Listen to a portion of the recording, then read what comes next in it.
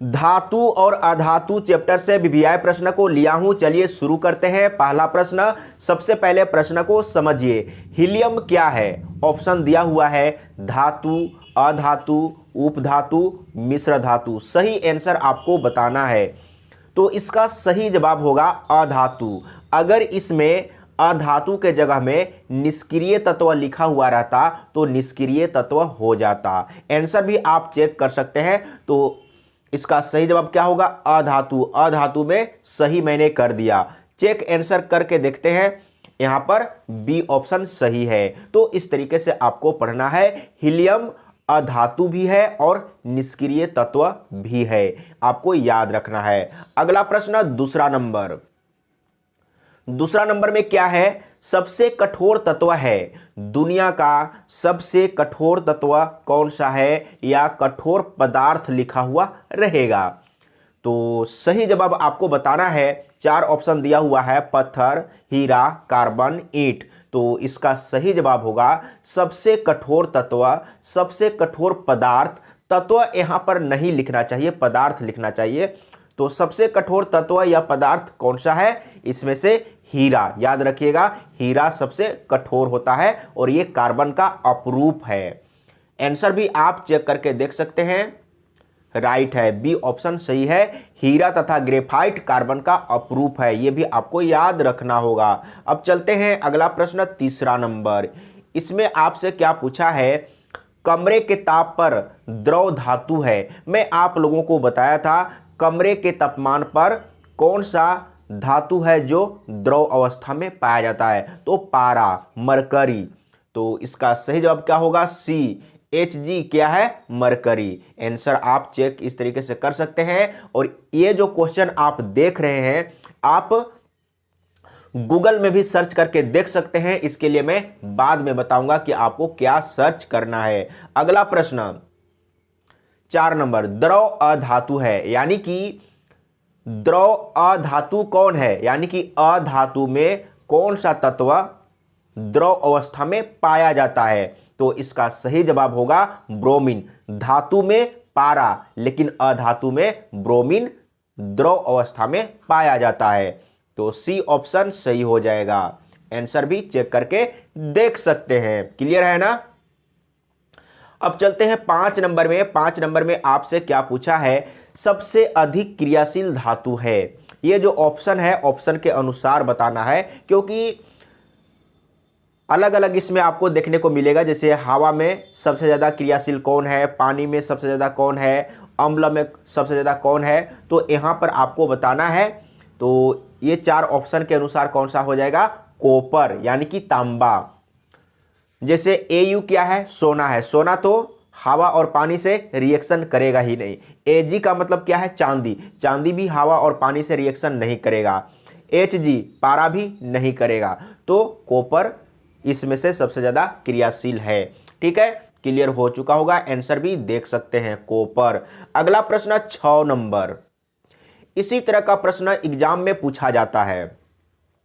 10th exam में या competition का एग्जाम देंगे तो भी इसी तरीके से आपसे पूछा जाएगा। धातु के ऑक्साइड होते हैं। धातु के ऑक्साइड कैसा होता है? अम्लीय होता है, क्षारीय होता है, उदासीन होता है, इनमें से कोई नहीं। कैसा होता है?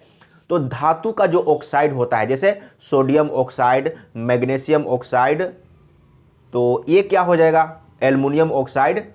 ये सब क्षारीय होता है। धातु का जो ऑक्साइड होगा वो क्या होगा? क्षारीय होगा। तो क्षारीय कहां पर है? बी ऑप्शन सही है। तो इस तरीके से अगर आप पढ़ेंगे और समझ के पढ़ना है, ठीक है, आंसर आप देख सकते हैं। राइट है, बी ऑप्शन सही है।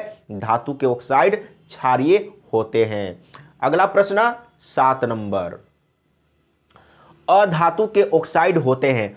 अधातु के ऑक्साइड कैसा होता है? अम्लीय होता है, क्षारीय होता है, ए एवं बी दोनों, यानी कि अम्लीय क्षारीय दोनों होता है, या इनमें से कोई नहीं।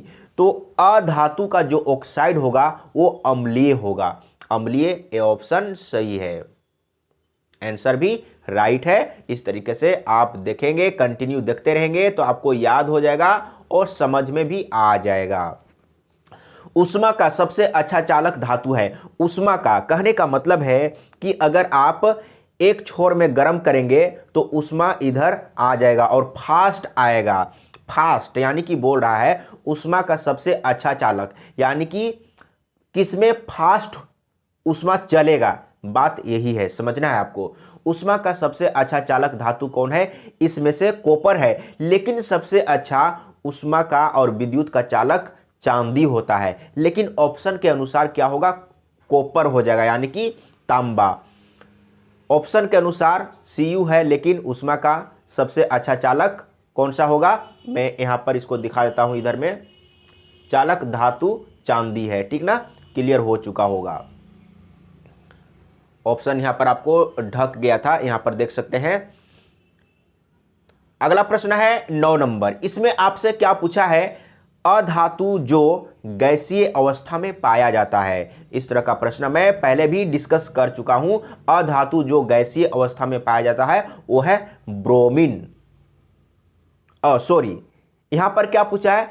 अधातु जो गैसीय अवस्था में पाया जाता है। यहां पर द्रव अवस्था नहीं बोला, मैंने सोचा था कि द्रव अवस्था पूछा है, लेकिन आपसे क्या पूछा है? गैसीय अवस्था। जैसे क्लोरीन गैस होता है, नाइट्रोजन गैस होता है, तो आपको देखना है कि इसमें से कौन गैस है।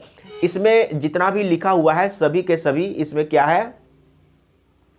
यानी कि अधातु है, लेकिन आपको बताना है कि इसमें से गैस कौन सा है। जैसे आपने सुना होगा नाइट्रोजन गैस, तो नाइट्रोजन गैस सही हो जाएगा। फॉस्फोरस ये गैस नहीं है, सल्फर ये गैस नहीं है, कार्बन गैस नहीं है, नाइट्रोजन गैस है। नाइट्रोजन गैस हम लोग जानते हैं। ये जो वायुमंडल है इसमें 78% नाइट्रोजन है और 21% ऑक्सीजन है। बिल्कुल समझ में आ गया होगा। अब चलते हैं अगला प्रश्न। सबसे पहले इसका आंसर को आप चेक कर लीजिए, डी ऑप्शन सही है। अगला प्रश्न 10 नंबर, अक्रिय। अब यहां पर देखिए, अक्रिय को निष्क्रिय भी कहा जाता है, नोबेल भी कहा जाता है और इनर्ट भी कहा जाता है, इसीलिए मैं यहां पर सभी को लिख दिया हूं। अक्रिय तत्व या निष्क्रिय तत्व या नोबेल तत्व या इनर्ट गैस, इस तरीके से लिखा हुआ रहेगा। बोला है अक्रिय तत्व है, इसमें से कौन सा अक्रिय तत्व है? यानी कि इनर्ट गैस। तो मैं आप लोगों को पहले भी डिस्कस किया था, जैसे हीलियम क्या है? Inert gas. Neon inert gas, argon inert gas, यानी कि निष्क्रिय तत्व, अक्रिय तत्व। तो कौन सा हो जाएगा? हीलियम। सी ऑप्शन सही है, राइट है। हीलियम अधातु भी है और अक्रिय तत्व भी है, यह भी आपको याद रखना है। 11 नंबर, अब चलते हैं 11 नंबर प्रश्न को समझते हैं। धातु जिसे चाकू से आसानी से काटा जा सकता है, कौन सा धातु है जिसे आप चाकू से आसानी से काट सकते हैं? जैसे आप खीरा को काटते हैं, ककड़ी को काटते हैं, या आलू को काटते हैं, प्याज को काटते हैं, उसी तरीके से आप काट सकते हैं। तो कौन सा धातु तत्व है? सोडियम। सोडियम को आप चाकू से आसानी से काट सकते हैं, तो बी ऑप्शन सही है।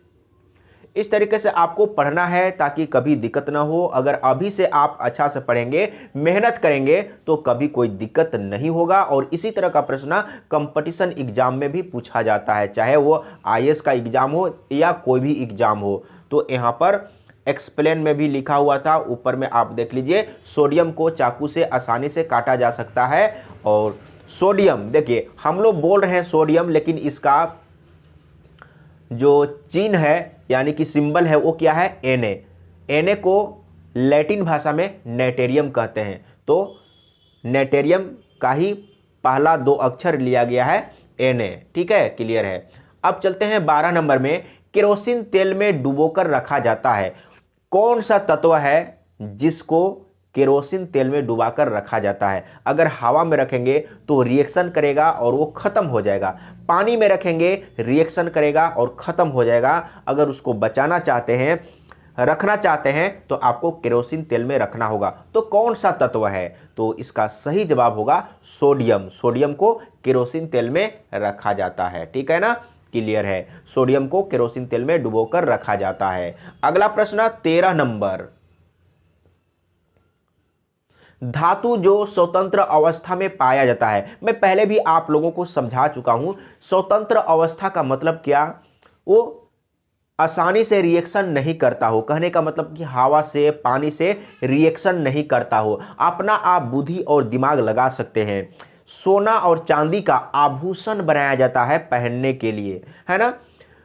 तो क्यों बनाया जाता है सोना और चांदी का? तांबा का भी बना सकते थे, पीतल का भी बना सकते थे, लेकिन आपको समझना है सोना और चांदी, और एक प्लेटिनम भी है, सोना और चांदी स्वतंत्र तत्व है, ये रिएक्शन नहीं करता है, हवा से पानी से रिएक्शन नहीं करता है, इसीलिए सोना और चांदी का आभूषण पहना जाता है। अगर रिएक्शन करता, या आप लोहा का पहन लिए, कान में पहन लिए या नाक में पहन लिए, तो क्या होगा, लोहा में जंग लगेगा जो कि आपको नुकसान पहुंचा सकता है। इसीलिए सोना और चांदी का आभूषण बनाया जाता है जो कि रिएक्शन नहीं करता है, स्वतंत्र अवस्था में पाया जाता है। याद रखिएगा कौन कौन, सोना, चांदी और प्लेटिनम। तो इसमें क्या हो जाएगा सोना का, तो इसमें option A you, A you का मतलब क्या है, औरम, यानी कि सोना। यहां पर देखिए हम लोग सोना गोल्ड के बारे में पढ़ रहे हैं, लेकिन इसका सिंबल अलग ही है, ए यू यानी कि औरम।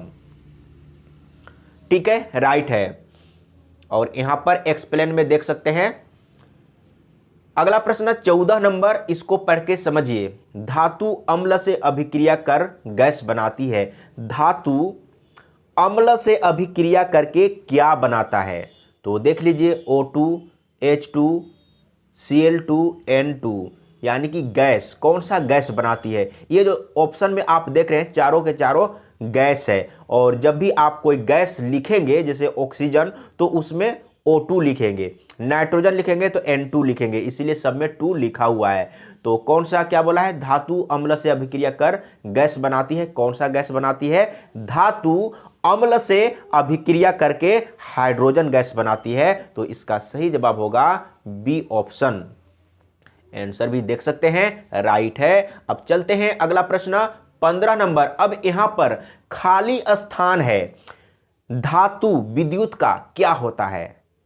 धातु विद्युत का क्या होता है, चालक होता है या कुचालक होता है? तो धातु विद्युत का चालक होता है। अगर आप धातु का एक डंटा लेंगे और करंट वाला तार में अगर आप सटाएंगे तो आपको करंट मारेगा, इसका मतलब जो आप डंटा लिए हैं धातु का उसमें करंट आ गया, यानी कि विद्युत का चालक है। क्लियर है ना? तो आंसर भी आप चेक कर सकते हैं, खाली जगह में क्या होगा, यानी कि सुचालक। धातु विद्युत का सुचालक होता है। क्लियर है ना?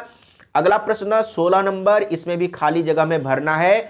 खाली जगह अधातु में विशेष प्रकार की चमक होती है, यानी कि कौन सा अधातु है,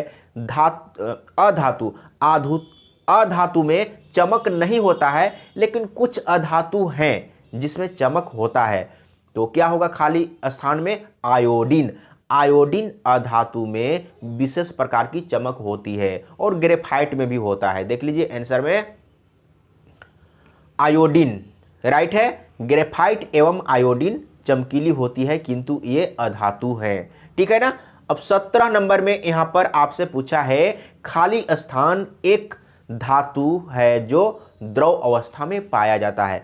कौन सा धातु है जो द्रव अवस्था में पाया जाता है?